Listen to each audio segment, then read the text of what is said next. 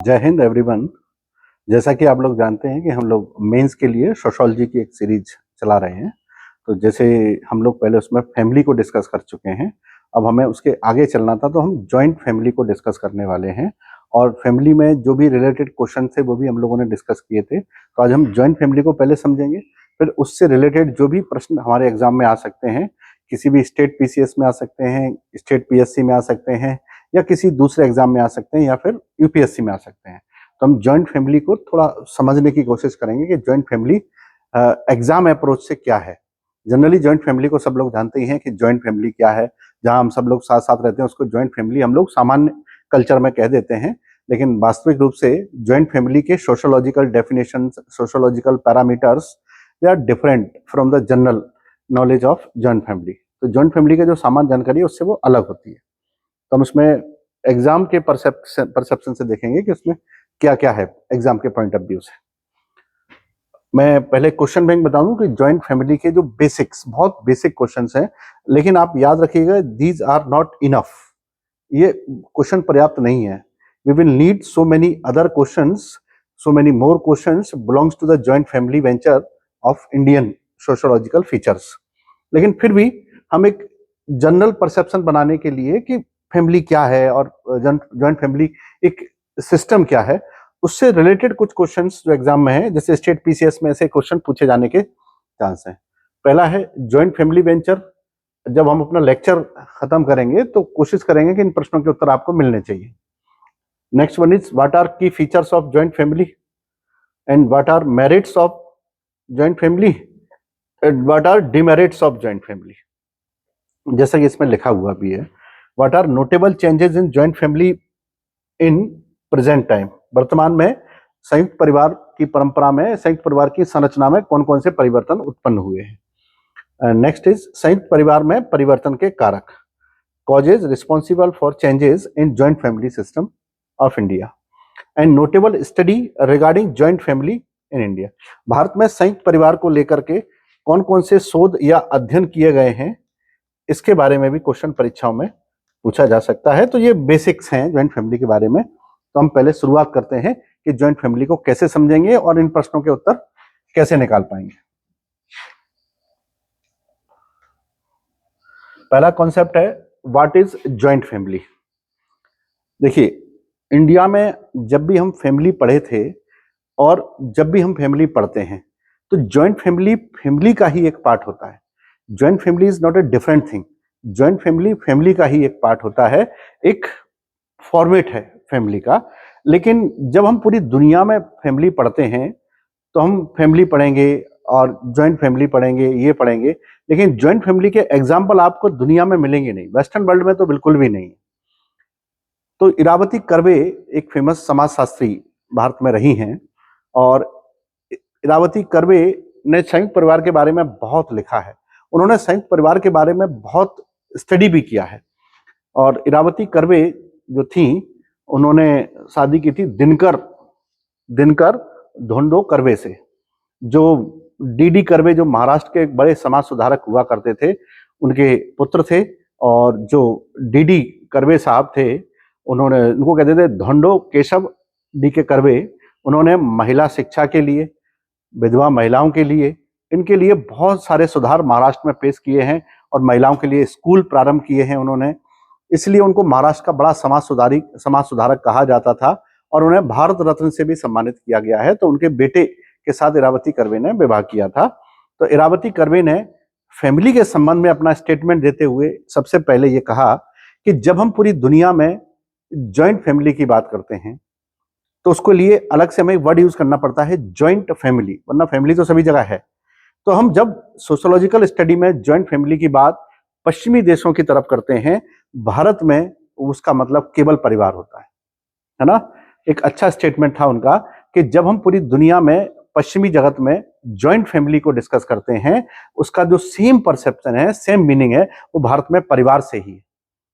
इसका अर्थ ये निकलता है कि भारत में परिवार संयुक्त रूप से ही ज्यादा पाए जाते रहे हैं, यानी भारत का प्राचीन स्वरूप संयुक्त परिवार का ही रहा है।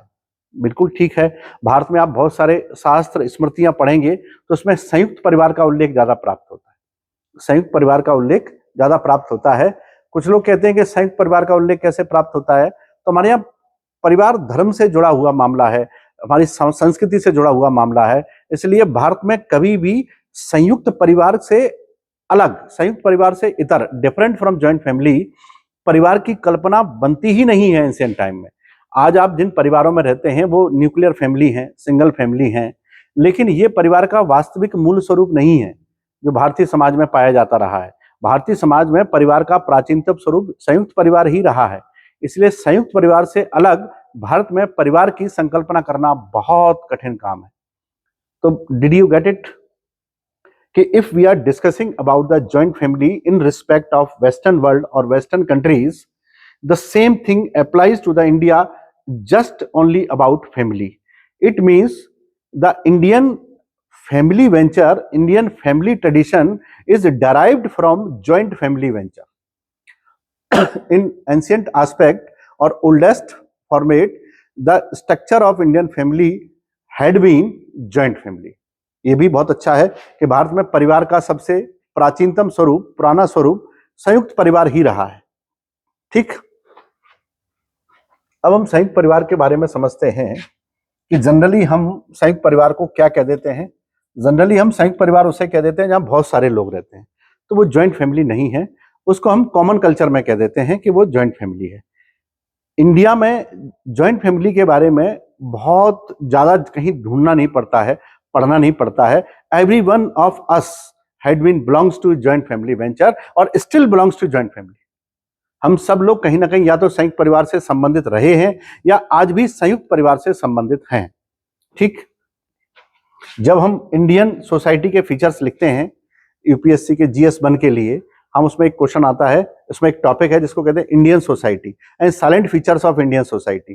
तो when we are going to disclose the silent features of Indian society, we must have to discuss about joint family venture, because joint family venture is a representative feature of Indian society which is not found apart from Indian and some of the neighboring countries along with apart from that, तो उसके अलावा वो कहीं भी नहीं पाया जाता है। इसलिए जॉइंट फैमिली वेंचर भारतीय संस्कृति की अनिवार्य विशेषता भी है।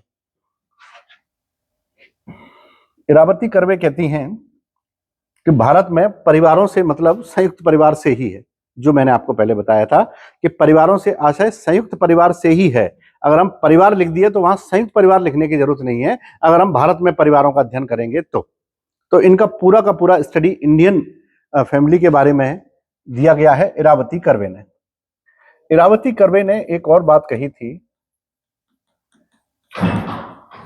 इरावती कर्वे का एक बहुत अच्छा स्टडी है, वो जी कहते हैं if you want to know more about Indian society and its features, अगर आप भारतीय संस्कृति और भारतीय संरचना के मूलभूत तत्वों को समझना चाहते हैं तो फिर आपको इंडियन सोसाइटी के लिए 3 चीजें पढ़ना बहुत जरूरी है। ये कर्वे का कहना था। मिसेस कर्वे कहती हैं कि अगर आप इसके बारे में बहुत सारा जानना चाहते हैं तो 3 चीजों का आपको स्टडी करना पड़ेगा। पहला है linguistic structure of India, Bharat की भाषाई संरचना। देखिए, भारतीय संस्कृति को समझना है तो भाषाई संरचना समझना बहुत जरूरी है। यहाँ कहा जाता है कि कोस कोस पर भाषाएं बदल जाती हैं और 3 कोस पर बदले पानी, 3 कोस पर वाणी। तो कहा जाता है कि पानी का जो नेचर है, जो ग्राउंड वाटर हम यूज करते हैं, उसमें भी बहुत सारे बदलाव हर एक कोस यानी 3 किलोमीटर पे 4 किलोमीटर पर देखने को मिलते हैं, और थोड़े से और चलेंगे तो भाषा भी लोगों में आपस में बदल जाती है। तो इंडिया में लिंग्विस्टिक स्ट्रक्चर बहुत स्ट्रांग है, इंडियन सोसाइटी को इसके बिना नहीं समझा जा सकता है। वरना कोई इंडियन सोसाइटी का स्टडी करने के लिए आएगा और वो अगर गुजरात में ही स्टडी करके चला गया तो वो उसको अपने रिसर्च में जो लिखना पड़ेगा कि Indian society is based on Gujarati language. अगर कोई दूसरा व्यक्ति स्टडी करने के लिए साउथ इंडिया में आएगा तो वो तमिल या मलयालम या कन्नड़ भाषा को इंडियन कल्चर का एक एसेंशियल पार्ट बताएगा, और जो नॉर्थ में आएगा, सेंट्रल में आएगा, वो हिंदी को इंडियन कल्चर का एसेंशियल पार्ट बताएगा। बंगाल में आएगा तो बंगाली बताएगा, नॉर्थ ईस्ट में आएगा तो वो असमीज बता सकता है, मणिपुरी बता सकता है, इंग्लिश को बता सकता है। तो यहाँ पर पूरी जब तक लिंग्विस्टिक स्टडी नहीं कर लेते आप इंडियन सोसाइटी को समझ नहीं पाएंगे। तो लिंग्विस्टिक पढ़ना ही पड़ेगा आपको। और दूसरा, मिसेस कर्वे ने कहा कास्ट। दूसरा उन्होंने कहा कास्ट, कास्ट इंस्टीट्यूशन। इन शब्दों पे भी थोड़ा ध्यान दीजिएगा। जाति संस्था, सोशियोलॉजी में इंस्टीट्यूशन एक बहुत मेजर कॉन्सेप्ट है। ये आपको बेसिकली पता होना चाहिए कि संस्था क्या होती है ना। संस्था सोशियोलॉजिकल एस्पेक्ट में रूल्स एंड रेगुलेशन को कहा जाता है। You can not have the membership of institution as per sociological definitions. You can not have the membership in institution. Institution में आपको मेंबरशिप नहीं मिलती है सोशियोलॉजिकल, इसलिए यहां उन्होंने अलग अलग वर्ड का यूज किया है। संरचना लिंग्विस्टिक स्ट्रक्चर है लेकिन जाति स्ट्रक्चर नहीं है, दैट इज इंस्टीट्यूशन, यानी एक संस्था है। And next one is the family organization. Family organization, इसको कहेंगे परिवार संगठन। समझ गए? तो 1, 2 और 3, इन्होंने भारतीय समाज को समझने के लिए 3 पैरामीटर्स बताए हैं। ये एसेंशियल है। You must study, you must explore these 3 parameters to know more and perfect and appropriate about Indian sociological structure और इंडियन सोसाइटी। तो जब उन्होंने इसको एसेंशियल माना है तो उसमें ये भी हमको दिखाई दे रहा है कि यहां पर उन्होंने परिवार संगठन को भी जरूरी माना है। तो आप समझ सकते हैं कि इरावती कर्वे की स्टडी से परिवार व्यक्ति के जीवन के लिए कितना महत्वपूर्ण अंग है। ये इरावती कर्वे का अध्ययन बताता है। Apart from Irawati Karve, another was Max Muller. और मैक्स मूलर के बारे में आपने पढ़ा है, हिस्ट्री में पढ़ा है बहुत अच्छे से। मैक्स मूलर प्रकृतिवादी रहे हैं और उन्होंने स्टडी भी काफी की है। अब इन मैक्स मूलर का यह कहना है कि इंडियन सोसाइटी में जॉइंट फैमिली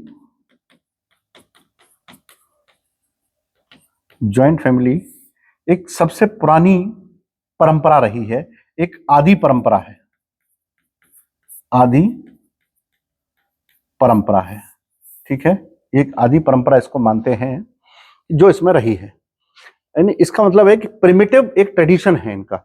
यानी हम लोग फैमिली में पहले जॉइंट फैमिली में आए हैं, फिर न्यूक्लियर फैमिली में कन्वर्ट हुए हैं। न्यूक्लियर फैमिली से जॉइंट फैमिली में कन्वर्जन नहीं हुआ है। तो ये इनका कहना है मैक्स मूलर का।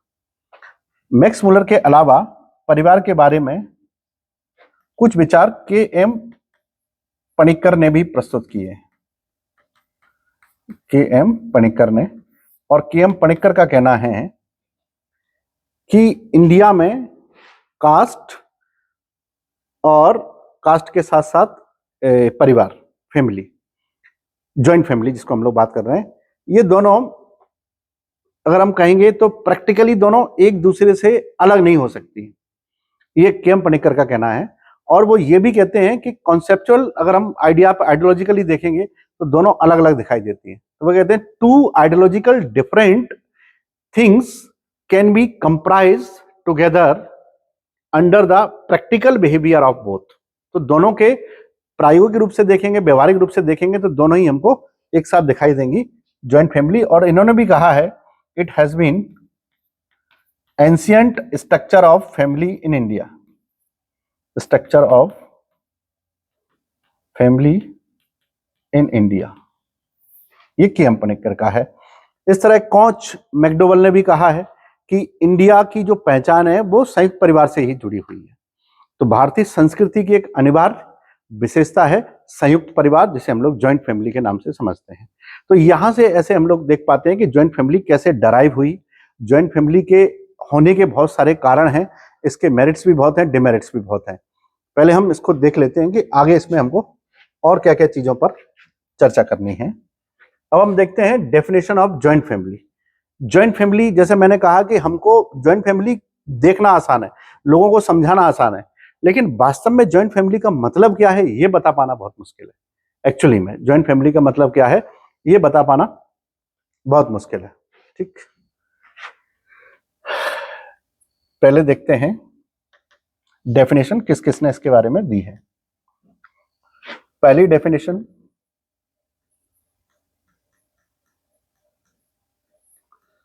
इरावती कर्वे। इरावती कर्वे ने दिया है।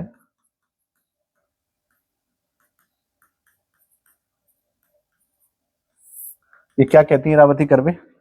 इरावती कर्वे ये कहती हैं कि जब किसी भी परिवार में दो या दो से अधिक पीढ़ियों के लोग एक साथ एक ही छत के नीचे निवास करते हैं, एक ही रसोई का पका हुआ भोजन करते हैं, सामान्यतः एक ही पूजा में भाग लेते हैं और परिवार का एक ही मुखिया होता है, तो उसे संयुक्त परिवार कहा जाता है। One of the most beautiful definition of joint family given by Irawati Karve. तो इरावती कर्वे कहते हैं कि when in a family people of two or more than two generation live together, eat together, worship together, and controlled by a single head of the family is called joint family venture. So I think you can understand very well the definition. I am repeating the definition. जब दो या दो से अधिक पीढ़ियों के लोग एक साथ एक ही छत के नीचे एक ही रसोई का पका हुआ भोजन करते हैं, सामान्यतः एक ही पूजा में भाग लेते हैं, उनका एक ही मुखिया होता है, तो उसे हम लोग संयुक्त परिवार कह देते हैं। The joint family is that in which the people from two और more than two generation live together, eat together, worship together, controlled by a single head of the family is called joint family venture according to Irawati Karve. तो Irawati curve का ये statement है कि इन्होंने कहा है कि कॉमन, वो कहते हैं कि सामूहिक किचन होना चाहिए, रसोई घर होना चाहिए सबका, सामूहिक पूजा घर होना चाहिए, पूजा घर भी उनका कॉमन होगा और कॉमन उनका मुखिया होगा, हेड ऑफ द फैमिली होगा, उसे हम लोग मान लेते हैं कि वो संयुक्त परिवार है। संयुक्त परिवार की इस डेफिनेशन के बाद दूसरी डेफिनेशन देते हैं IP Desai. IP Desai, IP Desai क्या कहते हैं इसको डिफाइन करते हुए? उनका ये कहना है कि जॉइंट फैमिली एक वह घर है, एक ग्रह है जहां एकाकी परिवार से ज्यादा कम से कम 3 जनरेशन के लोग रहते हैं। एकाकी परिवार से ज्यादा कम से कम 3 जनरेशन के लोग रहते हों और वे सब एक दूसरे से संपत्ति के आधार पर, आय के आधार पर, पारस्परिक संबंधों के आधार पर और कर्तव्यों के आधार पर जुड़े हो। बहुत अच्छी डेफिनेशन है ये भी, आप इसको समझिए। वो कहते हैं कि जब लोग एक साथ रहते हैं, according to IP Desai, joint family is that form of family in which more than nuclear family, at least 3 generation people live together and all are connected to each other on the basis of their property, on the basis of their income, on the basis of their internal relations, and on the basis of duties. Then duties, internal relations, and common property and common income creates a venture of joint family according to IP Desai.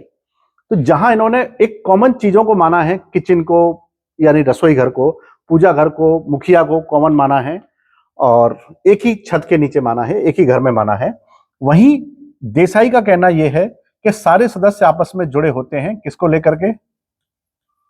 Wealth या property के आधार पर एक दूसरे से जुड़े होते हैं, income के आधार पर एक दूसरे से जुड़े होते हैं, इसके अलावा रिलेशन के आधार पर एक दूसरे से जुड़े होते हैं, रिलेशन के आधार पर तो वहां भी दिखाई देते हैं, और ड्यूटीज के आधार पर जुड़े होते हैं। ड्यूटीज साथ में ये तो कॉमन है ही है कि वहां पर एक से ज्यादा, इसमें मिनिमम 3 पीढ़ियों की बात करिए, यहां 2 या 2 से अधिक की बात करिए, 2 पर भी जॉइंट फैमिली को मानती हैं इरावती कर्वे, लेकिन आईपी देसाई ऐसा नहीं मानते हैं। वो एटलीस्ट कहते हैं कि एटलीस्ट 3 जनरेशन होना चाहिए,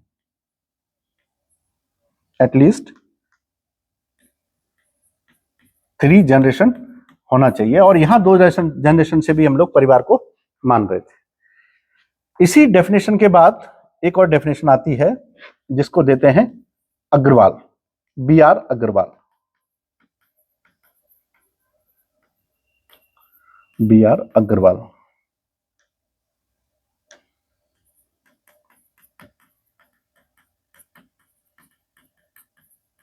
इनका ये कहना है अग्रवाल जी का कि देखिए ज्वाइंट फैमिली में ये बाकी चीजें तो है ही है, और वैसे भी अग्रवाल इनसे सहमत नहीं है। जैसे कहते हैं कि देसाई इरावती से पूरे के पूरे एग्री नहीं करते हैं, और देसाई से अग्रवाल भी एग्री नहीं करते हैं। अग्रवाल भी उनको कहते हैं कि ऐसा संभव नहीं है कि सब लोग इस क्षेत्र से इस प्रकार से जुड़े हों। उनका ये कहना है कि जो लोग एक दूसरे से जुड़े होते हैं, वो कहते हैं कि जब दो से ज्यादा पीढ़ियों के लोग जब एक साथ रहते हैं तो उन्होंने दो चीजों पर बड़ा फोकस किया है। वो कहते हैं कि जो भी धन होगा, धन उसका सामूहिक विनियोग होगा, सामूहिक विनियोग होगा, यानी सब लोग मिलकर के पैसे को इकट्ठा कमाएंगे और इकट्ठा करेंगे। और वो ये भी कहते हैं कि इसका सामूहिक खर्च भी किया जाएगा, यानी धन पर सबका सामूहिक नियंत्रण होगा।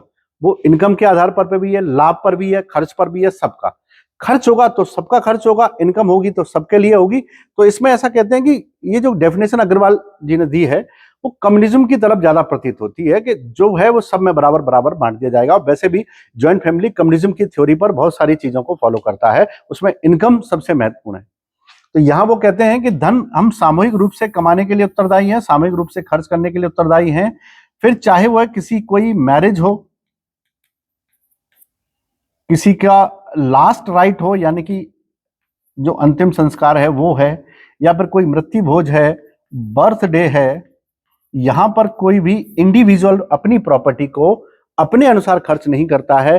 There is collective responsibility to earn, collective responsibility of expend. आपके पास खर्च करने की और कमाने की सामूहिक जिम्मेदारी होती है, इसलिए उसको हम लोग कहते हैं कि ये संयुक्त परिवार होगा, जहां इंडिविजुअल प्रॉपर्टी लगभग लगभग ना के बराबर पाई जाती है। तो अग्रवाल का यह कहना है कि इसको हम लोग कहेंगे। नेक्स्ट अगर हम देखें डेफिनेशन, तो हमको मिलती है दुबे, एस.सी. दुबे ने इंडियन सोसाइटी का बहुत स्टडी किया है, और दुबे का ये मानना है कि जब बहुत सारे फंडामेंटल यानी कि मूल परिवार इकट्ठे हो जाते हैं तो उसे हम लोग ज्वाइंट फैमिली कह देते हैं। ये दुबे का कहना है कि बहुत सारे फंडामेंटल यानी न्यूक्लियर फैमिली इकट्ठी हो जाएंगी तो उसको हम लोग ज्वाइंट फैमिली कह देंगे। तो इन्होंने भी डेफिनेशन दिया है कि joint family is the family which can be formed by the living of nuclear so many nuclear families together. वो कहते हैं कि न्यूक्लियर फैमिली अगर बहुत सारी एक साथ रह रही हैं तो वो धीरे धीरे किस में कन्वर्ट हो जाएंगी, ज्वाइंट फैमिली में कन्वर्ट हो जाएंगी, उसको कहते हैं ज्वाइंट फैमिली। तो you can have the four definitions given by Irawati Karve, legendary definition, I.P. Desai, that is also legendary definition, and you can also use the definition given by B.R. Agarwal and S.C. Dubey. These four definitions are essential and these are to be memorized by the every person who wants to write answers belongs to joint family venture in India. तो ये सब उनके पास ये सारा data होना चाहिए कि कौन कौन सी परिभाषाएं उन्होंने दी हैं। आई थिंक समझ पाए। तो हम लोग दो चीजें समझ चुके हैं कि ज्वाइंट फैमिली का इंडियन सोसाइटी में क्या महत्व है, और दूसरा कि इंडियन सोसाइटी ज्वाइंट फैमिली के बारे में कौन कौन सी डेफिनेशन इंडियन सोशोलॉजिस्ट ने दी है। यहां पर आप याद रखेंगे और आपने शायद नोटिस भी किया होगा, you can not have the single definition about joint family given by any western sociologist. किसी भी पश्चिमी देश के विचारक ने ज्वाइंट फैमिली को लेकर के कोई भी डेफिनेशन नहीं दी है, because there is no tradition of joint family in Western world. So the Western sociology is studied without the concept of joint family. If you are going to study the Indian society, then you have to study joint family. वहां आपको joint family को पढ़ना ही पड़ेगा। देखिए इसलिए कहते हैं कि दुनिया में जितने भी एक समाज हैं, हर एक समाज के अपने अपने फीचर्स होते हैं, और यहां हम अपने एक समाज की बात कर रहे हैं जैसे इंडियन सोसाइटी कहते हैं। सोसाइटी की बात नहीं कर रहे हैं। Society is universal concept. Society cannot be seen. A society can be seen. A society is tangible concept and society is intangible concept of sociology. तो बेसिक्स थोड़ा सा रखेंगे तो अच्छे से समझ में आएगा। तो ये जॉइंट फैमिली है, उसके बारे में कोई भी पश्चिमी देशों के दार्शनिक समाजशास्त्रियों ने कोई भी कॉन्सेप्ट नहीं दिया है। क्यों नहीं दिया है? जैसा कि हम बताए थे, वो इसलिए नहीं दिया है क्योंकि पश्चिमी देशों में संयुक्त परिवार नामक संस्थाएं नहीं पाई जाती हैं। संयुक्त परिवार जैसी व्यवस्थाएं वहां पर नहीं होती हैं, इसलिए पश्चिमी देशों के समाजशास्त्रियों ने इसका कोई भी अध्ययन नहीं किया है, इसलिए उनके कोई भी डेफिनेशन मैंने भी आपको नहीं बताई। अब हम लोग देखेंगे मेरिट्स ऑफ जॉइंट फैमिली क्या है। देखिए, जब भी किसी कॉन्सेप्ट के मेरिट्स लिखते हैं या डिमेरिट्स लिखते हैं तो उसमें साथ साथ उसके फीचर्स भी इंक्लूड हो जाते हैं, है ना। फीचर्स भी, जैसे फीचर्स को अगर हम देखेंगे तो जॉइंट फैमिली की डेफिनेशन से समझ में आ जाएगा, इतने सारे लोग एक साथ रह रहे हैं तो ये सब जॉइंट फैमिली की फीचर्स चीज हैं। इनको अगर मैं वर्ड में लिख दूंगा सब फीचर्स हो जाएंगे। जैसे किसी ने कहा कि जॉइंट फैमिली के फीचर्स बता दीजिए, तो मैं बता दूंगा कि जहां 2 से ज्यादा जनरेशन के लोग रहते हैं, कभी कभी 3 से भी ज्यादा जनरेशन के लोग रहते हैं, ठीक है। वो ऐसे लोग हैं जहां सामान्यतः एक ही किचन का यूज होता है, एक ही मतलब रसोई घर का यूज होता है। इसके अलावा वो हैं जिनके कॉमन वर्शिप प्लेस होते हैं, पूजा स्थल एक होता है, एक ही मुखिया होता है। तो ये सारे जो मैंने डेफिनेशंस में जो वर्ड्स दिए हैं अलग अलग सोशोलॉजिस्ट ने, इनको अगर हम एक सिस्टमेटिक ऑर्डर में रख देंगे तो ये सारे के सारे फीचर्स ऑफ इंडियन सोसाइटी हो जाएंगे, क्योंकि वही तो बताते हैं इंडियन सोसाइटी क्या है, ज्वाइंट फैमिली क्या है। अब देखते हैं merits of joint family. Joint family का क्या फायदा है, क्या नुकसान है। जैसे कि आप देखेंगे, हम में से हर व्यक्ति ज्वाइंट फैमिली से या तो संबंधित रहा है या आज भी ज्वाइंट फैमिली का मेंबर है, ठीक। अब आप यहां देखेंगे ज्वाइंट फैमिली के फीचर्स यानी कि मेरिट्स कौन कौन से हैं। सबसे पहला, ज्वाइंट फैमिली में सोशल सिक्योरिटी पाई जाती है, सामाजिक सुरक्षा होती है। क्या है सोशल सिक्योरिटी ज्वाइंट फैमिली में? ज्वाइंट फैमिली में सोशल सिक्योरिटी की बात करेंगे तो ज्वाइंट फैमिली में जितने भी लोग हैं वे सब एक सिंगल यूनिट की तरह काम करते हैं। जब भी हमारे साथ कोई भी सोशल ऊंच नीच होती है या फिर सोशल प्रॉब्लम्स क्रिएट की जाती हैं तो पूरी फैमिली एक यूनिट की तरह काम करती है। और वो कैसे काम करती है कि जैसे आप ये मान के चलिए कि कोई व्यक्ति किसी एक बड़े परिवार से रेपुटेड फैमिली से बिलोंग करता है, जब वो आसपास के क्षेत्रों में जाएगा तो अभी तो वो घर से निकला नहीं था, जब वो आसपास निकलना शुरू करेगा, पढ़ाई लिखाई करेगा, तो जब उससे लोग पूछेंगे बेटा कहाँ से आते हैं, तो जब हम अपनी फैमिली का नाम बताते हैं तो वो हमारी फैमिली को देख करके हमारा एक स्ट्रक्चर, एक लेवल डिसाइड करते हैं। इसीलिए आपने देखा है ना कि लोग कहते हैं कि लड़का अच्छे कुल से, लड़की अच्छी फैमिली से, ये वर्ड आपने जनरली सुना भी होगा। तो हमारी सोसाइटी में एक स्टेटस और एक सिक्योरिटी को मेंटेन करता है हमारा ज्वाइंट फैमिली।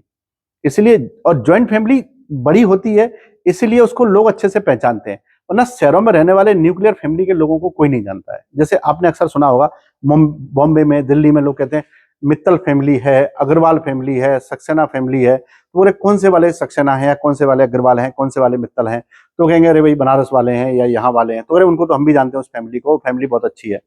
तो हमको ज्वाइंट फैमिली से एक सोशल सिक्योरिटी मिलती है, और ये सोशल सिक्योरिटी सोसाइटी में बहुत जरूरी है, ठीक, क्योंकि सोसाइटी में आपका स्ट्रक्चर है वो ज्वाइंट फैमिली से ही डिसाइड होता है। नेक्स्ट, ज्वाइंट फैमिली में इकोनॉमिक सिक्योरिटी रहती है। इकोनॉमिक सिक्योरिटी कभी कभी अच्छी भी मानी गई है, कभी कभी बुरी भी नहीं मानी गई है। कैसे, इसको मैं थोड़ा सा समझा देता हूं। आर्थिक सुरक्षा, आर्थिक सुरक्षा, जैसे एक बात तो तय है कि ज्वाइंट फैमिली में जब हम उसके डिमेरिट्स लिखेंगे तो उसमें लिखते हैं कि इन ज्वाइंट फैमिली में ये बहुत पाए जाते हैं जिनको हम लोग कहते हैं कि लेजी लोग, अकर्मण्य लोग। क्योंकि मैंने अभी भी कहा था थोड़ी देर पहले कि ज्वाइंट फैमिली में सोशलिज्म जैसी चीजें, कम्युनिज्म जैसी चीजें पाई जाती है। एवरीथिंग इज ऑफ फैमिली, सारी चीज परिवार की होती हैं। You can not deny your family members by for using your things.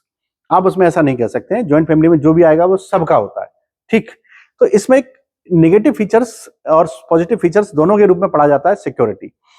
ऐसा माना जाता है कि जब किसी व्यक्ति के साथ कुछ गलत हो जाए, इकोनॉमिकली उसके साथ कुछ डिजास्टर हो जाए, या अभी वो इकोनॉमिक अर्निंग तक पहुंचा ही नहीं है, तो फैमिली उसकी इकोनॉमिक सिक्योरिटी की जिम्मेदारी लेती है कि जब तक तुम्हारा विवाह नहीं हो जाता है तब तक हम तुम्हारे लिए इतना प्रबंध करेंगे, तब तक तुमको पढ़ाई करनी है। तो उसके पास इकोनॉमिक सिक्योरिटी नहीं रहती है। और इकोनॉमिक सिक्योरिटी का मतलब मेंटल सिक्योरिटी भी होता है। जैसे कि अगर आप जॉइंट फैमिली को बिलोंग करते हैं, तो जॉइंट फैमिली स्ट्रक्चर में जो सबसे बड़ा जो देखने वाला पार्ट है वो ये है कि जॉइंट फैमिली के जो लोग हैं, उनकी जो सोच है वो न्यूक्लियर फैमिली से डिफरेंट होती है। वो जब भी सोचते हैं तो उसमें थोड़ा बहुत कम्युनिज्म दिखाई देने लगता है कि ये लोग, हम सब एक ही हैं और हम सब एक साथ रहते हैं। और एक साथ रहने का उनको मेंटल और इकोनॉमिक सिक्योरिटी तो मिलती है कि जैसे मान लीजिएगा कि आपको सैलरी नहीं मिलेगी जॉइंट फैमिली में, तो ऐसा नहीं है कि खाना नहीं बनेगा। जॉइंट फैमिली में जो भी कमाएगा वो सबका होता है। तो अगर इतने सारे लोग हैं तो उसमें इकोनॉमिक सिक्योरिटी सदैव बनी रहती है। अगर कोई इकोनॉमिक क्राइसिस भी आता है तो मिल करके लोग उसको झेल लेते हैं और मेंटली भी सपोर्ट करते हैं कि everything will be okay one day, don't worry. तो लोग कहते हैं कि एक दिन सब ठीक हो जाएगा।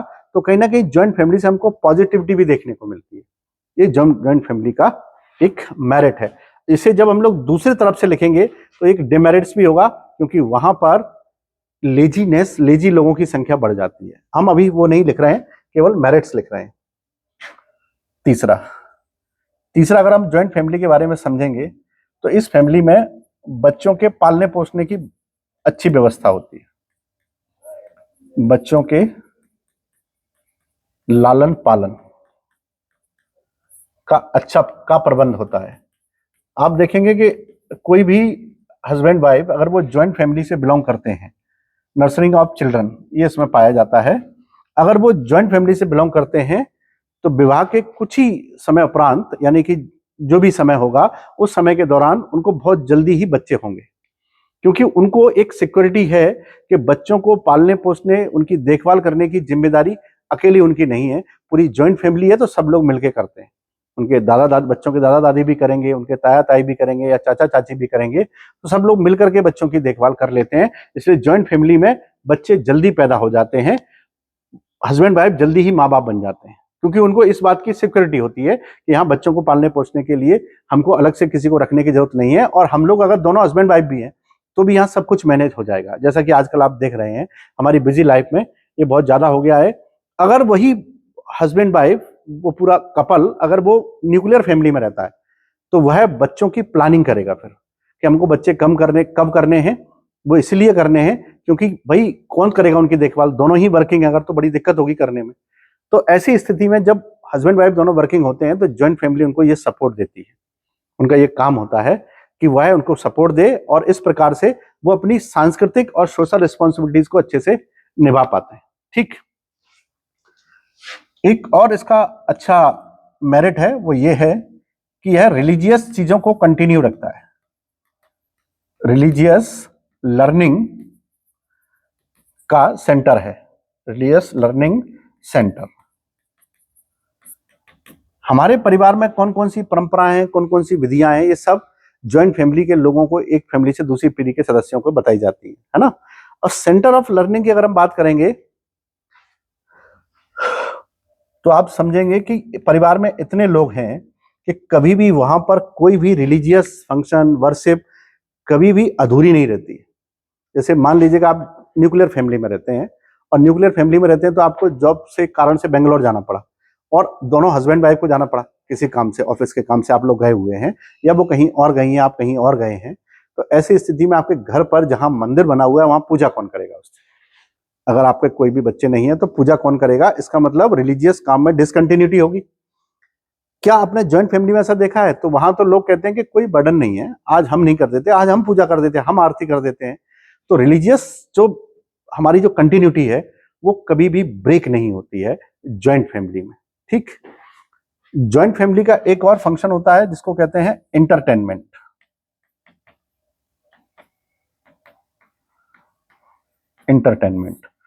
मनोरंजन। तो जॉइंट फैमिली के लोग में मनोरंजन के साधन तो होते ही हैं।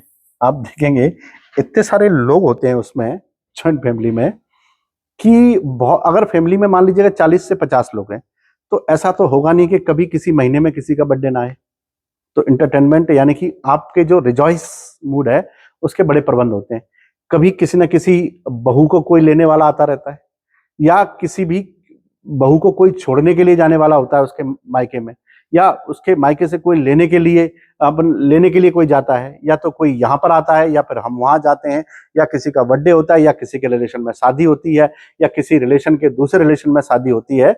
तो फैमिली का एक कल्चरल एटमॉस्फेयर है, वो बहुत स्ट्रांग रहता है। फैमिली किसी ना किसी काम में जुट जाती है। जैसे उन्होंने कहा कि करवा चौथ आने वाली है, तो सब लोग करवा चौथ की तैयारी में जुट जाएंगे। तो जो कलेक्टिव रिस्पॉन्सिबिलिटी आती है ना किसी काम के लिए, वो किसी इक्वली डिवाइड कर देती है पावर को, फोर्स को। तो किसी पर भी ज्यादा मेहनत नहीं पड़ती है, सब मिलजुल करके सारा काम कर लेते हैं।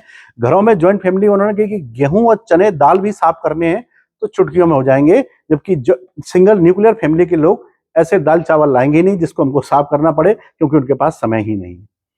तो आप देखेंगे वहां पर कल्चरल एक्टिविटीज, कल्चरल जो लर्निंग है वो बहुत अच्छी होती है ज्वाइंट फैमिली की, क्योंकि यहां बच्चे कल्चरल लर्निंग बहुत अच्छी करते हैं।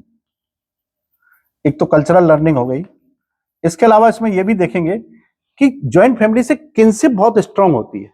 किनशिप समझते हैं? किनशिप यानी कि नातेदारी, रिश्तेदारी। क्योंकि ज्वाइंट फैमिली में बच्चे पैदा होते हैं, वो चाचा को भी जानते हैं, ताऊ को भी जानते हैं, दादा को भी जानते हैं, दादी को भी जानते हैं।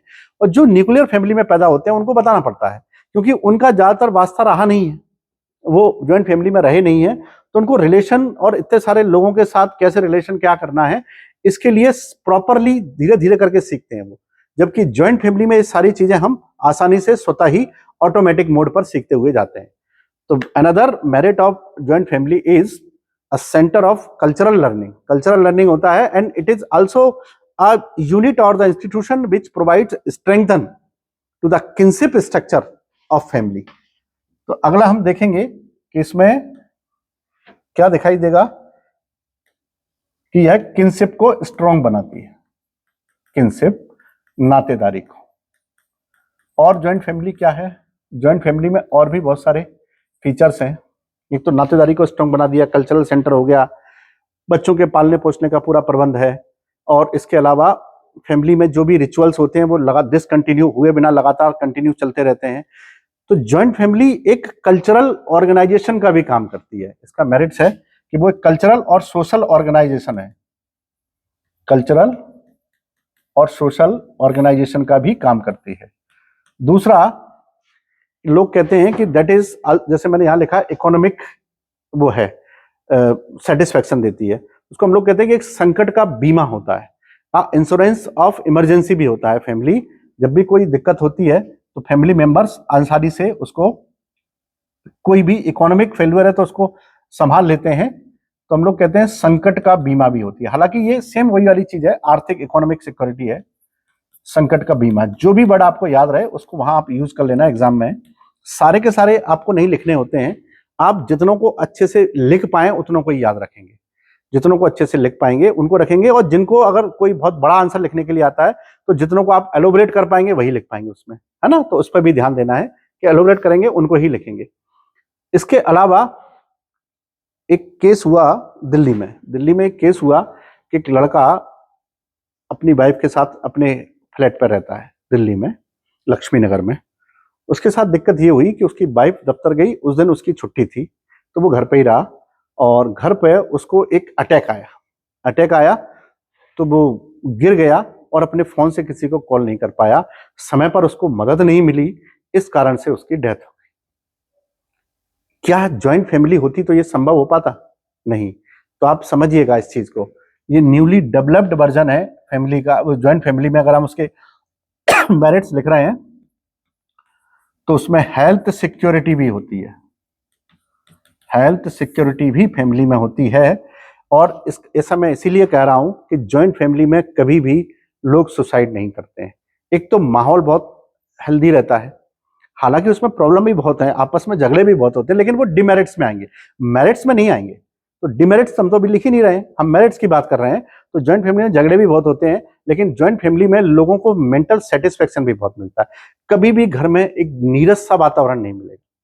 जब भी जाएंगे कुछ बच्चे खेल रहे होंगे, कुछ गा रहे होंगे, कुछ डांस कर रहे होंगे, कुछ कुछ कर रहे होंगे, और कोई ना कोई तो चर्चा फैमिली में या फिर किसी किनशिप में रिलेटिव के यहाँ पर किसी ना किसी को क्रिटिसाइज कर रहे होंगे। अक्सर फैमिली के लोग शाम को खाना खाने के बाद इकट्ठे बैठते हैं और अपने रिलेटिव को, अपने चाचा चाची, बुआ फूफा, इन सारी इत्यादि चीजें जो भी मौसा मौसी हैं उन सबको क्रिटिसाइज करते हैं। ऐसा अक्सर देखा जाता है। तो वो एक फैमिली के लोगों के साथ बैठ करके जो एक क्वालिटी टाइम होता है उसको लोग गुजारते हैं, तो वो हमारे कल्चरल चीजों को भी डेवलप करता है, हमारी अपग्रेडेशन भी रखता है फैमिली मेंबर्स के साथ। और अब तो आपने देखा है कि व्हाट्सएप पे फैमिलियों के ग्रुप होते हैं, ये हमारे फैमिली का ग्रुप है, ये हमारे फैमिली का ग्रुप है, तो well connected members are well connected to each other, सब एक दूसरे से टेक्नोलॉजी से कनेक्ट रहते हैं। तो इतने सारे डिमेरिट्स हमको दिखाई देते हैं ज्वाइंट फैमिली में। ज्वाइंट फैमिली में सिक्योरिटी मैंने बता ही दिया है, इकोनॉमिक सिक्योरिटी होती है। दूसरा कि यहाँ पर एक लेबर फोर्स बहुत ज्यादा होता है। लेबर फोर्स यानी किसी काम को काम करने की पावर जो चाहिए वो बहुत ज्यादा होती है। बहुत सारे काम आसानी से किए जा सकते हैं क्योंकि नंबर ऑफ मेंबर्स ज्यादा है, और यहाँ पर बहुत सारे कामों के लिए अलग से आपका खर्चा भी नहीं होता है। कि ज्वाइंट फैमिली में अक्सर हम लोग खाना बनाने के लिए मेड इत्यादि नहीं रखते हैं क्योंकि वहां पर इतने सारे लोग हैं, तो वो उसके साथ वो रहते ही रहते हैं और लोग अपने काम आपस में बांट भी लेते हैं। ठीक, तो ये तो हो गया ज्वाइंट फैमिली का मेरिट्स। अब हम ये देखेंगे ज्वाइंट फैमिली में बहुत सारे, इतने ही नहीं है, I have discuss just a needed for the exam, you can find out so many other, there are 20 to 25 merits belongs to joint family। joint family के बहुत सारी खूबियां हैं, बहुत सारी अच्छाइयां हैं। आपको अगर अपनी joint family में कुछ और ऐसा लग रहा हो तो उसको आप ऐड करिए उसमें, है ना, एग्जाम में, and write your answers and get it check, इसको चेक भी करा लीजिए कि ये ठीक है, सुटेबल है कि नहीं। पता लगा आपने कुछ ऐसी चीज लिख दी है जो उसमें नहीं लिखनी चाहिए थी, है ना। नेक्स्ट है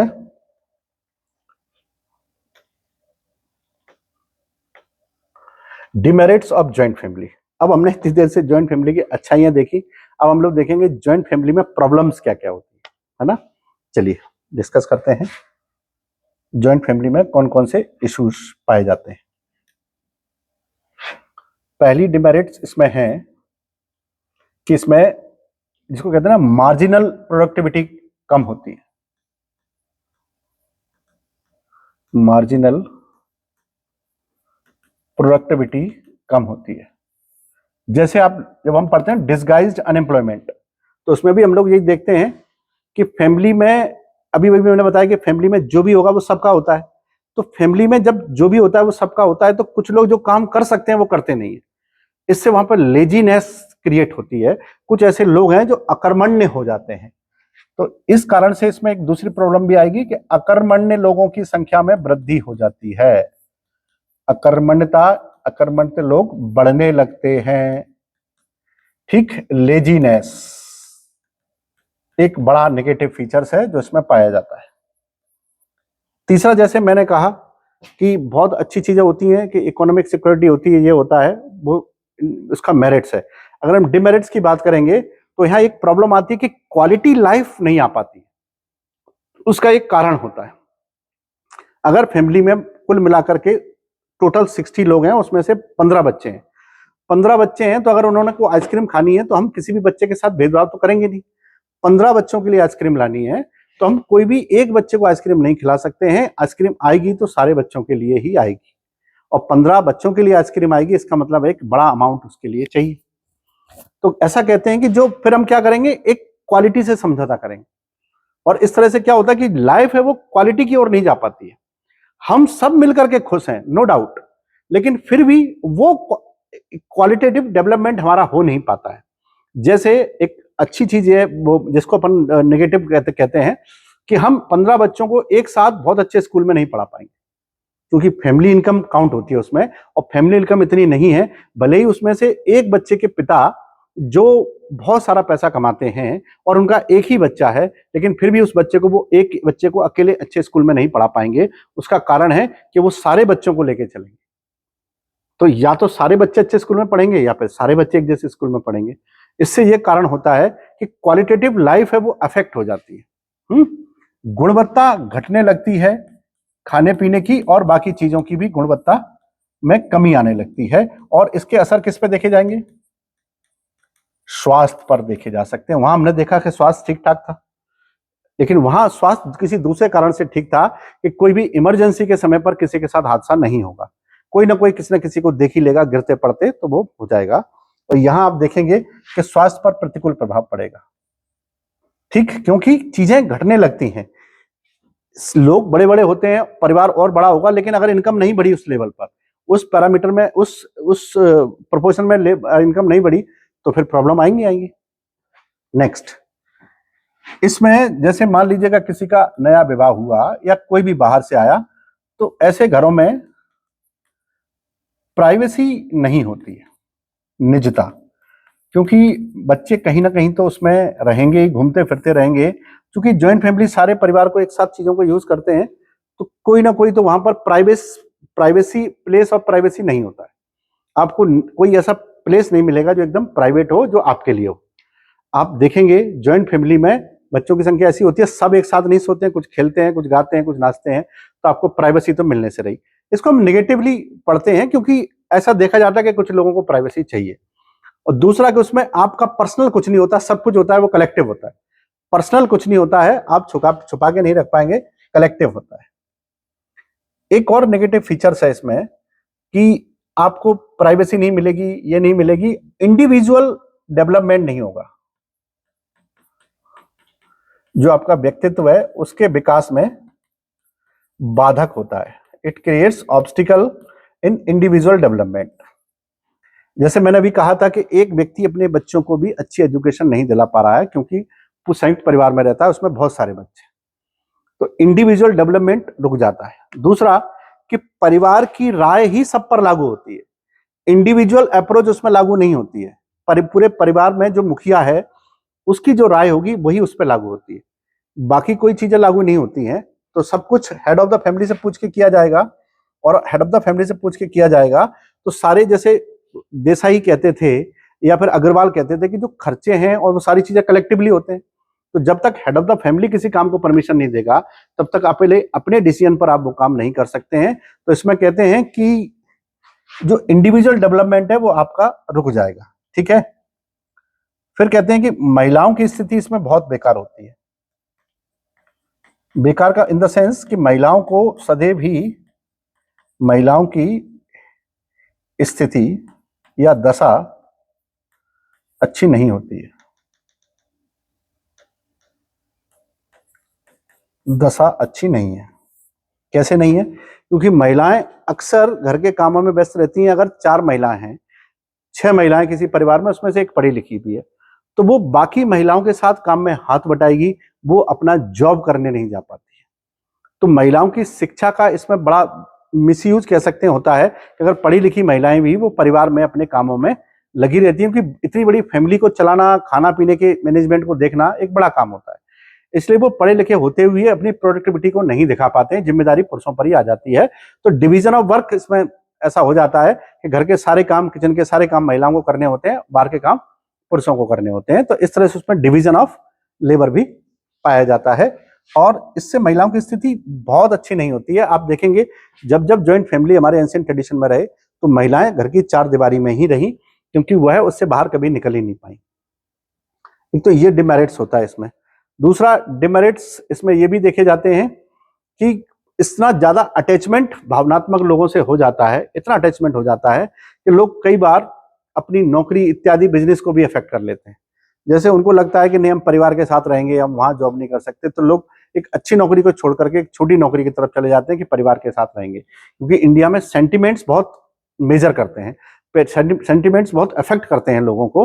तो वो कहते हैं कि हम वहां बड़ी नौकरी ना करके अपने परिवार के साथ रह करके छोटी नौकरी भी करेंगे। तो इस तरह से इकोनॉमिकली ये चीजों को अफेक्ट करते हैं। और वो तो मैंने बता ही दिया कि इंडिविजुअल डेवलपमेंट को रोकते हैं, कार्य कुशलता को बाधक बनाते हैं, तो व्यवसाय को प्रभावित करते हैं, और इस प्रकार से भी करते हैं। ये तो ये कारण हो गया। दूसरा, व्यवसाय के सिलेक्शन को भी अफेक्ट करते हैं। जैसे परिवार का बिजनेस पेठा बनाने का है, तो उस बच्चे पर प्रेशर होगा कि तुम भी पेठा बनाओ, उसी चीज को सीखो। नहीं, वो पेठा बनाना नहीं चाहता, वो एक बड़ी कंपनी खोलना चाहता है जिसमें वो कुछ और बनाना चाहता है, मोबाइल बनाना चाहता है, सीट कवर बनाना चाहता है, जो भी बनाना चाहता है। लेकिन फैमिली में बचपन से बड़ा हुआ है वो पेठा बनाने वाली फैमिली में, तो पेठे की बारीकियां हैं। और दूसरा, सेंटिमेंट तो होता ही है कि पिताजी के बाद बिजनेस को कौन संभालेगा, तो वो ज्वाइंट फैमिली के कारण से उस बिजनेस में चला जाता है। तो जो जहां वो अच्छा बिजनेस कर सकता था, अब वो अच्छा बिजनेस नहीं कर पा रहा है ज्वाइंट फैमिली के प्रेशर के कारण से। ठीक है। फिर जीवन साथी के चुनाव को भी प्रभावित करती हैं। जैसे मैंने कहा ना कि ज्वाइंट फैमिली में क्या होगा, सारे डिसीजन कैसे लिए जाएंगे, कलेक्टिवली लिए जाएंगे। तो जीवन साथी का चुनाव करेंगे तो परिवार के मुखिया जरूरी है। परिवार के मुखिया ही आपको जीवन साथी का सिलेक्शन करेंगे। जैसे लड़की देखने गए या लड़की के लिए लड़का देखने गए तो सब बुजुर्ग लोगों को लेके जाते हैं, जबकि उसमें लेके जाना चाहिए लड़के को या लड़की को। भाई जिसको शादी करनी है वो तो देख ले पहले, नहीं पहले सारे बुजुर्ग लोग जाएंगे। और बुजुर्ग लोगों को इससे कोई मतलब नहीं है कि वहां पर वो तो किसी भी लड़की को किसी भी लड़के को कभी कोई कैंसिल नहीं करते, वो तो लड़का या लड़की ही कैंसिल कर सकते हैं, बुजुर्ग लोग कभी नहीं करते। वो कहते हैं अरे वहां गए, अब जब किसी घर पे जाएंगे तो कोई सम्मान भी तो करेगा आपको, ब्रेकफास्ट कराएगा या आपका नाश्ता वास्ता कराएगा, खाने पीने का अच्छा प्रबंध करेगा, मिठाई खिलाएगा। तो आपको ऐसा लगता है कि हम उसके मिठाई खाने के प्रेशर में आ गए हैं, बुजुर्ग लोगों को लगता है अब इससे मना नहीं कर सकते, थोड़ा अपमान हो जाएगा। इसलिए वो कहते हैं कि नहीं ठीक है, लड़का में कोई कमी नहीं है, लड़का अच्छा है, या फिर लड़की देखी तो लड़की भी अच्छी है, उनको ऐसा भी लगता है। तो इस प्रकार से कई बार फैमिली के प्रेशर में भी लोग शादी करते हैं। लड़कों से जो कहते हैं कि लड़कियों से तो खास करके तुमको कहीं जाने की जरूरत नहीं, हम तुम्हारे लिए बढ़िया लड़का देखेंगे। भाई रहना तो लड़की को है उसके साथ, लड़की की मेंटलिटी उससे मैच ही नहीं करती है, तो कैसे रहेगी उसके साथ। और आपने तो मिठाई खाकर, बर्फी खा करके, पेड़े खा करके रिश्ता तय कर दिया, नहीं नहीं नहीं वो तो अच्छा है, सब अच्छा बढ़िया, अच्छा अरेंजमेंट था, अच्छा घर था, क्या देख लिया आपने लड़के को, एक 10 सेकंड में आपने लड़के में क्या देख लिया। तो ये ऐसा देखा जाता था कि परिवार की राय में ही सबकी राय होती थी, और परिवार की राय में सबकी राय है, यही सबसे बड़ा चैलेंजिंग था कि कई बार सोशल रिलेशंस जो है फैमिली के, उस प्रेशर में लोगों को लेने पड़ते थे। ये भी हमको देखा जाता है। Selection of life partner, selection of life partner, ये उसमें देखा जाता था। तो आप देखेंगे कि इसके डिमेरिट्स कितने सारे देखे हम लोगों ने, कि भाई लोगों का इंडिविजुअल डेवलपमेंट नहीं हो रहा है, पढ़ाई लिखाई इफेक्ट हो रही है, महिलाओं की स्थिति बहुत खराब होती जा रही है, और लोग अपने परिवार से इतने ज्यादा जुड़ते जा रहे हैं कि उनका इंडिविजुअल डेवलपमेंट भी नहीं हो रहा है, इंडिविजुअल डेवलपमेंट भी नहीं हो रहा है, और हेल्थ इश्यूज भी बढ़ते हैं। ज्वाइंट फैमिली में हेल्थ इश्यूज भी बढ़ते हैं। इसका एग्जाम्पल था जैसे अभी कोविड हुआ था, ड्यूरिंग द कोविड पैंडेमिक आपने देखा लोगों को अलिनेटेड किया गया कि सब लोग अलग अलग रहेंगे, सब लोग सोशल डिस्टेंसिंग फॉलो करेंगे। Social distancing was the wrong word which was used by the our officials and the जो भी पीपल्स थे उन्होंने यूज किया। सोशल डिस्टेंस आप लोग कर ही नहीं सकते हैं, सोशल रिलेशन कभी फिजिकल नहीं होते हैं। जैसे अगर मान लीजिएगा मेरी माँ है और मेरी माँ मणिपुर में रह रही है, मैं यहाँ रह रहा हूँ जॉब करने के लिए, तो आप देखेंगे कि अब मेरी माँ से मेरा रिलेशन, सोशल रिलेशन है वो खत्म हो गया क्या? नहीं, I am not living with her, मैं उसके साथ नहीं रह रहा हूँ, मैं उसके साथ नहीं हूं। लेकिन इसका मतलब क्या है कि मेरा उससे सोशल रिलेशन खत्म नहीं हुआ। जो हमने पैंडेमिक में फॉलो की वो फिजिकल डिस्टेंसिंग थी, सोशल डिस्टेंसिंग नहीं थी। तो सोशल डिस्टेंसिंग वर्ड को वहां पर ऐसे ही पॉपुलर हो गया तो सबने फॉलो कर लिया कि सोशल डिस्टेंसिंग रखने का मतलब है सबसे सोशल रिलेशन को खत्म कर लो। क्या हम सोशल रिलेशन खत्म करने की जरूरत थी? नहीं, हम सोशल रिलेशन क्यों खत्म करेंगे, फिजिकल डिस्टेंसिंग करेंगे ना। फिजिकल अगर हम पास में खड़े तो दूर रहेंगे भाई।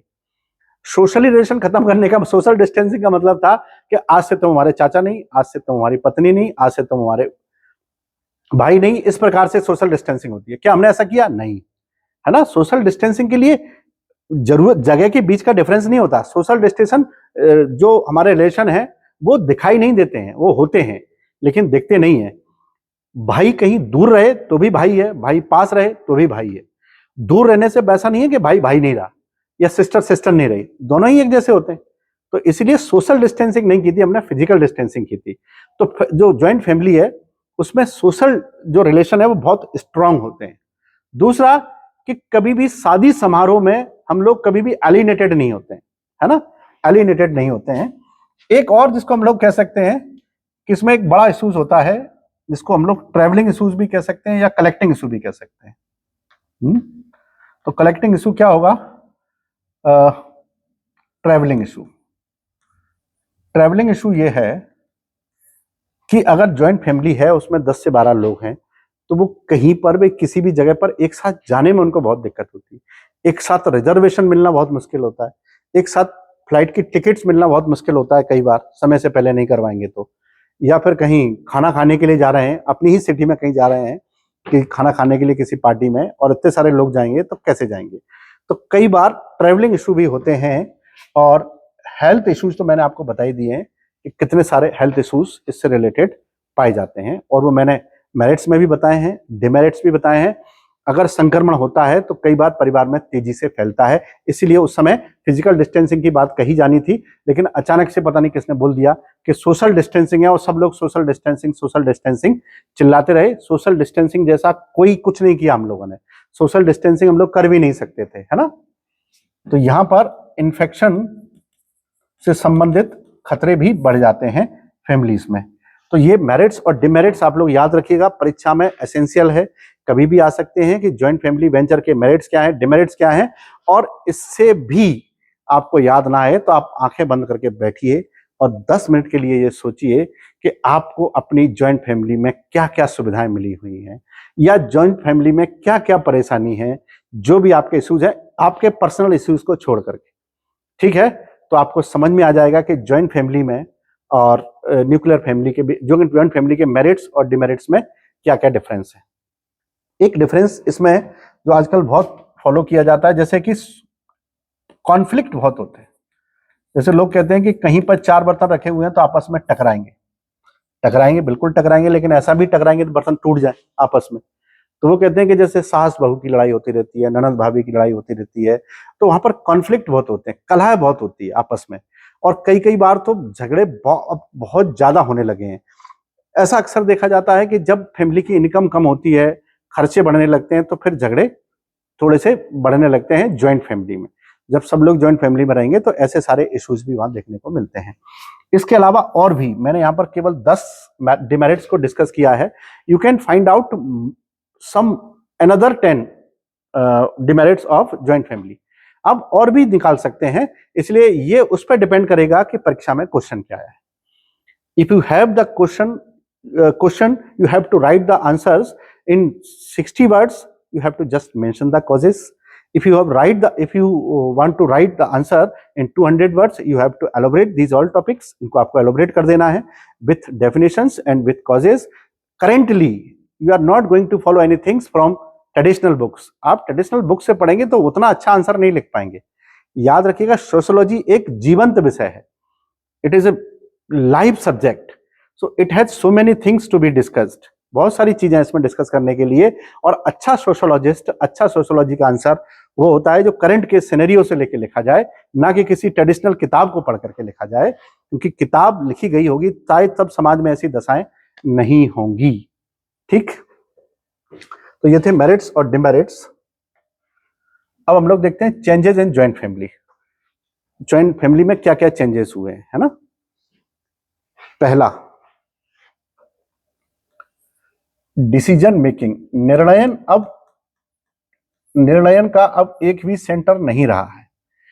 निर्णय का केंद्र समाप्त हो गया है, यानी लोग अपने अपने लिए इंडिविजुअल फैसले लेते हैं। हालांकि कंसेंट लेते हैं, सबसे सलाह भी लेते हैं, एडवाइस भी लेते हैं, लेकिन फैसले जो सेंटर ऑफ पावर था वो धीरे धीरे डाइल्यूट हो गया है। अब एक से ज्यादा लोग निर्णय लेते हैं, भाई तुम्हारी शादी है, तुम बताओ तुमको करनी कि नहीं करनी, ये गाड़ी तुमको खरीदनी कि नहीं खरीदनी, तुम बताओ, तुमको ये यूनिफॉर्म खरीदनी कि नहीं खरीदनी, ये बताओ। वरना पहले डिमेरिट्स हमने देखा ना कि परिवार में मुखिया की राय ही सबकी राय होती थी। अब मुखिया इतना बड़ा हो जाता है उम्र में, और छोटे बच्चे हैं, उनके बीच में जनरेशन गैप हो जाता है। छोटे बच्चों के लिए कपड़े खरीद के लाने हैं तो मुखिया से पूछ के कपड़े लाएंगे, मुखिया को वो कपड़े पसंद आएंगे जो उसके समय पर चलते थे, और उस बच्चे को वो कपड़े पसंद नहीं आएंगे, तो कैसा कॉन्फ्लिक्ट होगा। तो जो जनरेशन गैप था उस कारण से बहुत सारे इश्यूज होते थे। तो अब डिसीजन मेकिंग के एक से ज्यादा सेंटर फैमिलीज में हो गए हैं। बस एक फॉर्मल कंसेंट रहता है, ताकि जो मुखिया है, हेड ऑफ द फैमिली है, उसकी फॉर्मल स्थिति है, औपचारिक स्थिति है, वो बनी रहे, है ना, वो लगातार बनी रहे। तो हम उसको कह सकते हैं इस प्रकार का बदलाव हमको देखने को मिला है। दूसरा, महिलाओं की स्थिति में सुधार आया है। अब ज्वाइंट फैमिली में भी महिलाओं को घर से बाहर जॉब करने की परमिशन दी जाने लगी है ना। ये इतने सारे चेंजेस हमको देखने को मिले हैं।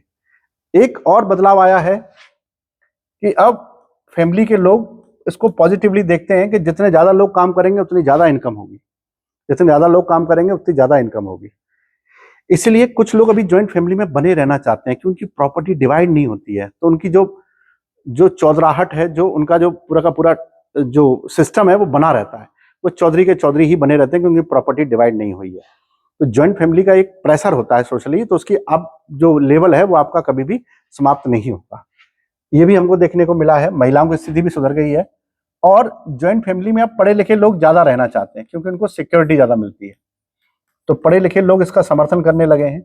लेकिन आप ये भी जानते हैं कि अब नाभिकीय परिवार उत्पन्न होने लगे हैं, नाभिकीय परिवार भी बड़ी संख्या में उत्पन्न होने लगे हैं।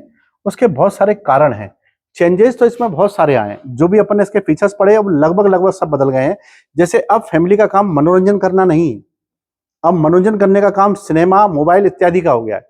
अब बच्चों के पालने पोसने का काम भी अब फैमिली मेंबर्स का नहीं बचा है, क्योंकि फैमिली में लोग फ्री हैं ही नहीं, सब लोग अपने अपने जॉब पे जाते हैं। तो अब फैमिली में, ज्वाइंट फैमिली में भी मेड खाना बनाने के लिए आती है, ज्वाइंट फैमिली में भी ये देखा जाता है कि बच्चों के पालने पोसने के लिए नैनी और उनकी जरूरत पड़ती रहती है, तो वो भी उसमें देखा जाता है।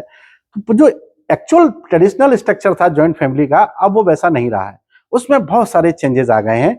अब ज्वाइंट फैमिली ट्रेडिशनल नहीं रही है, अब सब लोग पढ़े लिखे होते हैं। अब बच्चों को ये कहते हैं कि कलेक्टिव रिस्पॉन्सिबिलिटी, सब लोग मिल करके काम करेंगे तो ज्यादा अच्छा काम कर पाते हैं। डिवीजन ऑफ वर्क उन्होंने कर रखा है।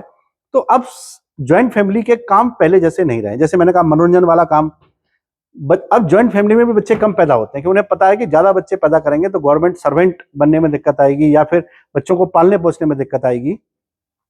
तो ये बहुत कॉमन सी बात है कि ज्वाइंट फैमिली में बहुत सारे चेंजेस आए। प्रॉब्लम, चेंजेस तो हम लोग लिख लेंगे, लेकिन हमको ये पता होना चाहिए कि चेंजेस किस किस कारण से आए हैं। तो कॉजेज रिस्पॉन्सिबल फॉर चेंजेस हमको पता होना चाहिए कि वे किस कारण से उत्पन्न हुए हैं, तो हम उस पर काम करेंगे किस कारण से हुए हैं। इसके हम लोग पहला पॉइंट ले लेते हैं, इंडस्ट्रियलाइजेशन। इंडस्ट्रियलाइजेशन, इसके बारे में मैंने आपको डिटेल में बताया है इंडस्ट्रियलाइजेशन में, कि इंडस्ट्रियलाइजेशन ने किस प्रकार से नए नए शहरों को जन्म दिया, नए नए शहरों को जन्म दिया, नगरों को जन्म दिया, और उससे एक दूसरा कॉन्सेप्ट आया शहरीकरण। शहरीकरण वो जगह जहां पर फैक्ट्रियां होती थी, लोग गांव से काम करने के लिए फैक्ट्रियों में आते थे, क्योंकि फैक्ट्रियों में काम करने की उनकी जरूरतें थी, ताकि वो अपने, क्योंकि गांव में जो मार्जिनल प्रोडक्टिविटी थी वो अब लोग समझने लगे थे कि इतने सारे लोग हैं तो कुछ लोगों को बाहर काम करना पड़ेगा, कुछ लोगों को खेती का काम करना पड़ेगा। तो इंडस्ट्रियलाइजेशन और शहरीकरण ने मजबूर कर दिया लोगों को कि ज्वाइंट फैमिली से काम करने के लिए वो बाहर आए, काम करने के लिए दूर चले गए। ठीक, तो इसमें दो तरह की चीजें देखने को मिलती हैं। कई बार होता है कि ज्वाइंट फैमिली के जो लोग हैं वो हमको दिखाई दूर देते हैं, लेकिन वे एक्चुअली में दूर है नहीं। जैसे मैंने कहा ना कि अगर मेरी माँ मणिपुर में रहती है, मैं यहाँ रहता हूँ, तो मेरे बीच में रिलेशन तो है ही। माँ से पूछूंगा तो शाम को रोज कैसा चल रहा है, क्या चल रहा है, तो मैं उनसे रोज कंसल्ट करूंगा इस बात को लेकर के। तो दिखाई तो मैं न्यूक्लियर फैमिली के रूप में दे रहा हूं, मैं अकेला रह रहा हूं, लेकिन है एक्चुअली में मैं ज्वाइंट फैमिली में हूं।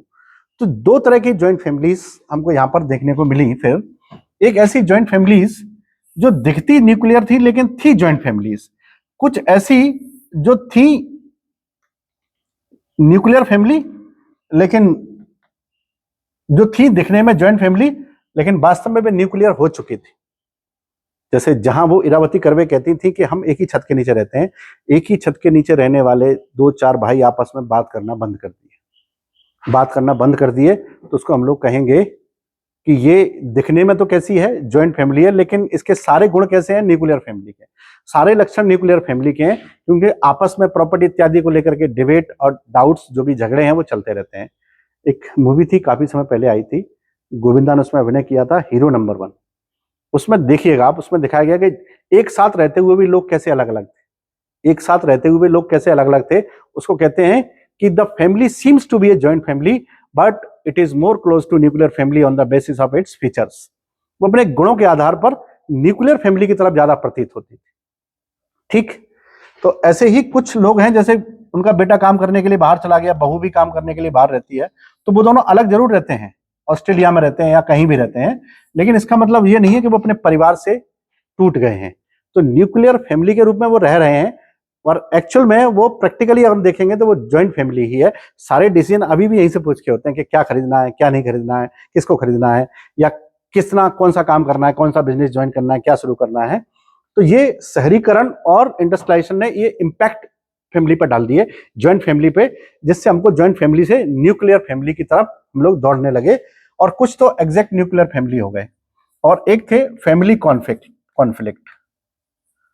फैमिली कॉन्फ्लिक्ट, जैसे मैंने कहा ना कि जब बर्तन एक साथ होते हैं तो टकराते हैं, लेकिन कभी कभी बर्तन टूट भी जाते हैं, बहुत जोर से टकराते हैं तो वो टूट गए और अलग अलग रहने लगे।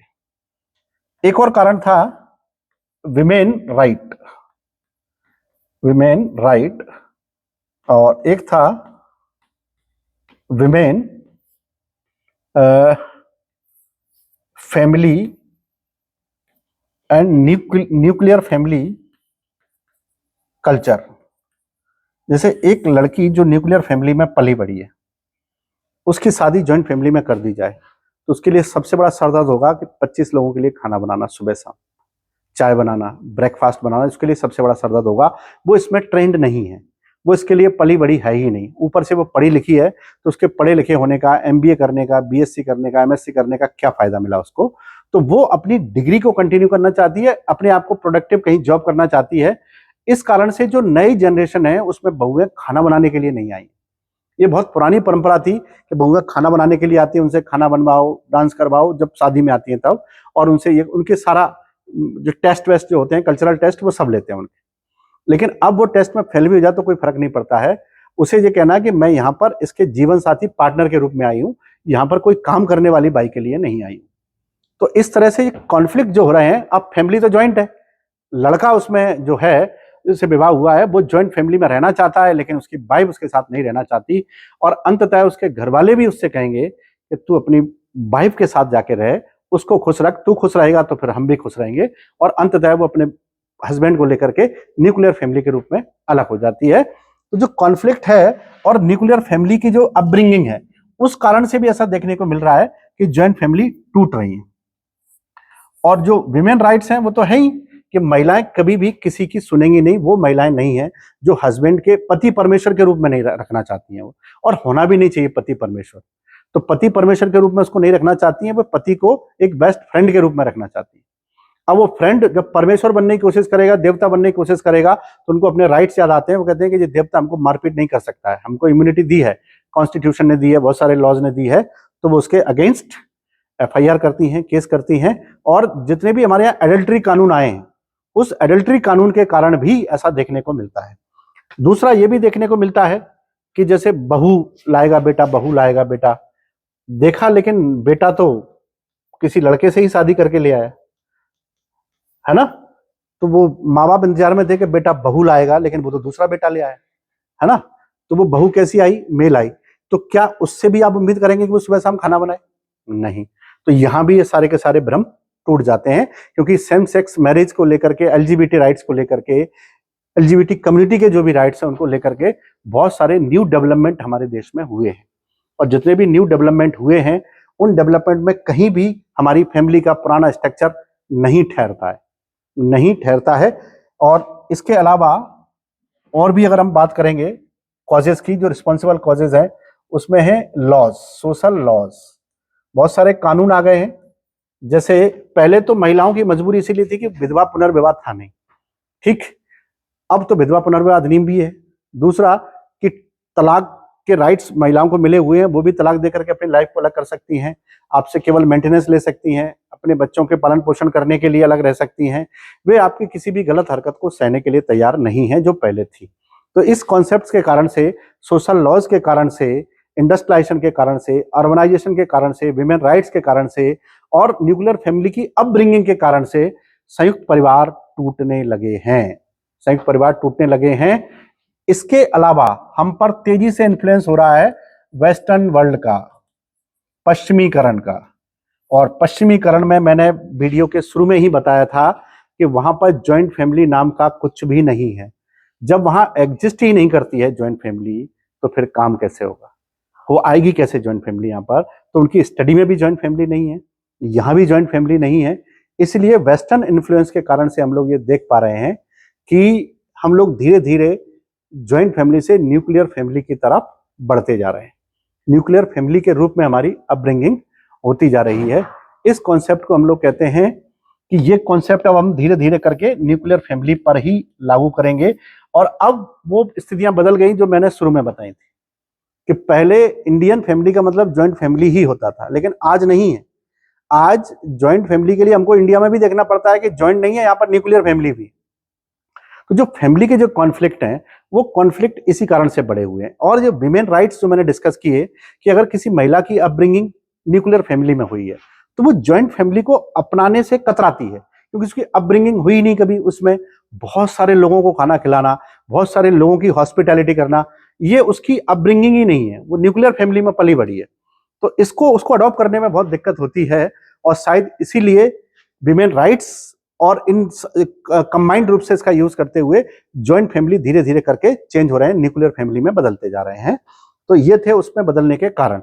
अब हम लोग साथ में ये भी देखेंगे कि various study research about the joint family venture, ये भी हमारे परीक्षा उसमें जब क्वेश्चन बैंक था उसमें ये क्वेश्चन था, उसमें ये था कि हम किस प्रकार से इन चीजों को समझेंगे और ये भी समझ पाएंगे कि फैमिली में कौन कौन से परिवर्तन हुए हैं और उसकी स्टडी किस किसने की है।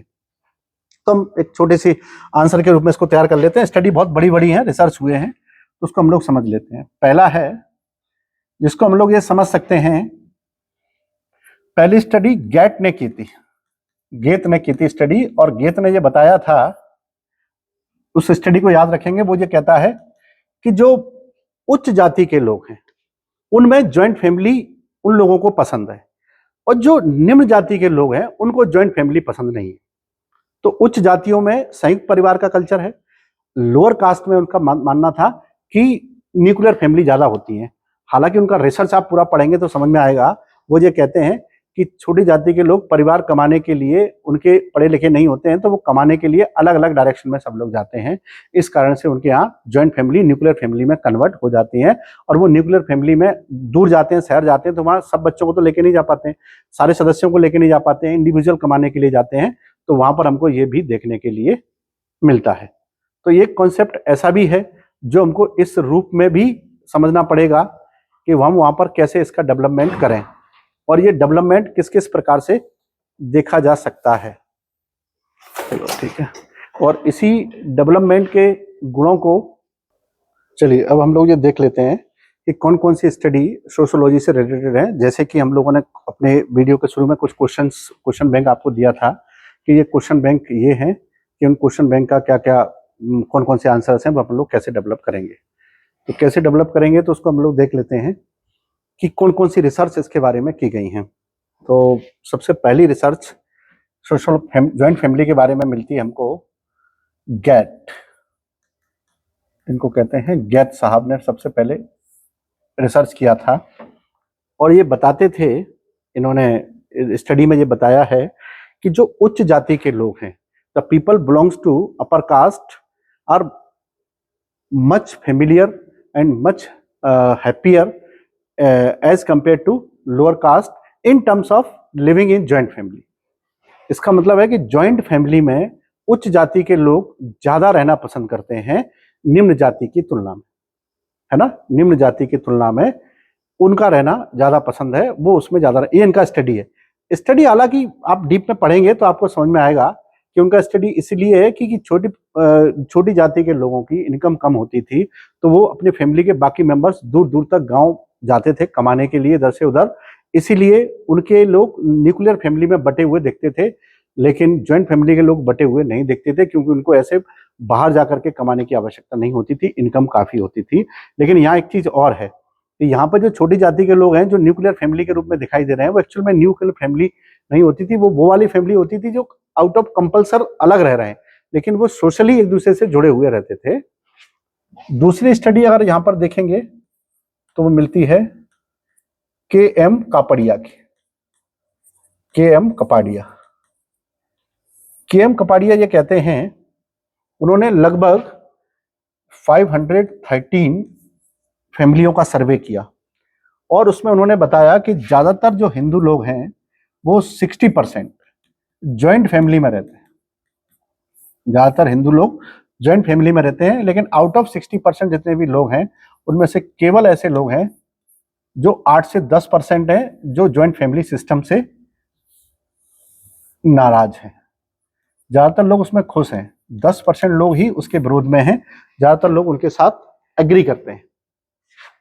एक और स्टडी इसमें किया गया बी.वी. शाह के द्वारा। बी.वी. शाह ने लगभग 216 फैमिलीज का स्टडी किया, 216 का, और उन्होंने पाया कि 16% लोग इसके अपोज करते हैं, बाकी सब लोग इसके साथ। 16 दूनी 32 और कुछ 34-35 परिवारों ने ये कहा कि हमको ज्वाइंट फैमिली पसंद नहीं है, वरना ज्यादातर लोगों ने ज्वाइंट फैमिली को ही माना है यहाँ पर। तो ज्वाइंट फैमिली के बारे में बहुत सारी स्टडी अलग अलग क्षेत्रों में अलग अलग लोगों ने की और सबका निष्कर्ष लगभग लगभग यही निकल के आया, जिसमें जो कहते थे कि ज्वाइंट फैमिली में ही वो लोग रहना चाहते हैं। जैसे एक व्यक्ति है ड्राइवन ने भी ये कहा है कि ज्वाइंट फैमिली ही बेस्ट फैमिली है। ठीक। और एक और स्टडी है केपी मार्टिन की, जो ये कहते हैं कि पढ़े लिखे लोग, जो लिटरेट लोग हैं, वो ज्वाइंट फैमिली को पसंद करते हैं, उनको ज्वाइंट फैमिली पसंद है। इसके अलावा महिलाओं को ज्वाइंट फैमिली पसंद नहीं है। ये कारण आप समझ पा रहे होंगे, क्योंकि ज्वाइंट फैमिली में महिलाओं की स्थिति बहुत दयनीय होती है। इसी कारण से महिलाओं ने ज्वाइंट फैमिली के विरोध में अपनी आवाज उठाई कि वो ज्वाइंट फैमिली में नहीं रहना चाहती हैं, उनकी स्थिति ज्वाइंट फैमिली में अच्छी नहीं होती थी। हालांकि ये बहुत बड़ा रिसर्च का टॉपिक है और मैंने इसको क्लास में, सोशियोलॉजी की क्लास में बच्चों को बहुत डिटेल में एक्सप्लेन भी किया है कि ऐसा क्यों था, ज्वाइंट फैमिली से महिलाएं इतनी दुखी क्यों थी। उसका केवल एक ही कारण नहीं था कि खाना बनाना पड़ता है, ये करना पड़ता है, बहुत सारे कारण थे उसके। लेकिन यहाँ हम चूंकि जीएस का आंसर लिख रहे हैं, तो ये आंसर बहुत ईजी पड़ेगा आपको। आप लिख देंगे कि महिलाएं अक्सर ज्वाइंट फैमिली का विरोध करती थी और पढ़े लिखे लोग ज्वाइंट फैमिली में रहना चाहते थे। उन्हें पता था कि महिलाएं उनके लिए कितनी सार्थक होती हैं, परिवार की सारी जिम्मेदारी संभालती हैं, ताकि सारे पुरुष घर से बाहर जाकर के अच्छे से काम कर सकें और वो फुली एक फ्री माइंड से काम करते थे और फैमिली की इनकम में वृद्धि होती थी। ऐसे ही देसाई ने भी स्टडी किया है ज्वाइंट फैमिली का, और इन्होंने सौराष्ट्र के क्षेत्रों में इसको स्टडी किया और वहां पर यह पाया कि ज्वाइंट फैमिली को लोग ज्यादा अच्छा मानते हैं।